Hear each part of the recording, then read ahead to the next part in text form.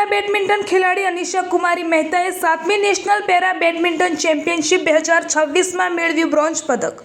એક જ વર્ષના ટૂંકા સમયગાળામાં સખત મહેનત અને દ્રઢ નિશ્ચય સાથે રાષ્ટ્રીય સ્તરે મેળવી આગવી ઓળખ। સુરતની 22 વર્ષીય પેરા બેડમિન્ટન ખેલાડી અનિશા કુમારી અરુણકુમાર મહેતાએ હૈદરાબાદમાં તારીખ 6 થી 10 માર્ચ 2026 દરમિયાન યોજાયેલી 7મી નેશનલ પેરા બેડમિન્ટન ચેમ્પિયનશિપ 2026માં કાંસ્ય પદક જીતી સુરત શહેર અને દેશનું ગૌરવ વધાર્યું છે। વર્ષ 2025થી જ બેડમિન્ટન ટ્રેનિંગની શરૂઆત કરી માત્ર એક વર્ષના ટૂંકા સમયગાળામાં જ મહેનત, લગન અને દ્રઢ નિશ્ચય દ્વારા અનિશાએ રાષ્ટ્રીય સ્તરે પોતાની અલગ ઓળખ બનાવી છે। અનિશાએ માત્ર 4 વર્ષની નાની વયે એક અકસ્માતમાં પોતાનો જમણો પગ ગુમાવ્યો હતો, પરંતુ આ શારીરિક પડકારને તકમાં ફેરવી તેમણે રમતગમતના ક્ષેત્રમાં વિશેષ સ્થાન મેળવ્યું છે। બેડમિન્ટન તેમના માટે આત્મવિશ્વાસ અને પ્રેરણા સ્ત્રોત બન્યો છે।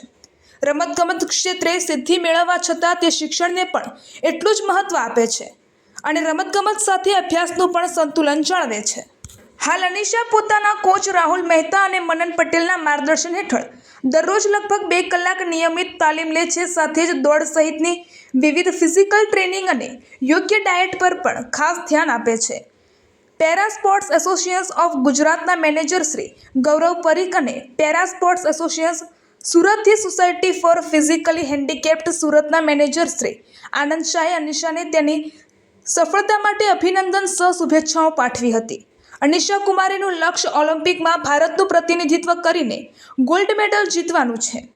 તેમની આ સિદ્ધિ અનેક યુવાનો માટે પ્રેરણારૂપ બની છે અને તેઓ દરેકને પોતાના સપનાઓ સાકાર કરવા માટે મહેનત અને સંકલ્પ સાથે આગળ વધવાનો સંદેશ આપે છે। રિપોર્ટર રાજુભાઈ સુખડિયા।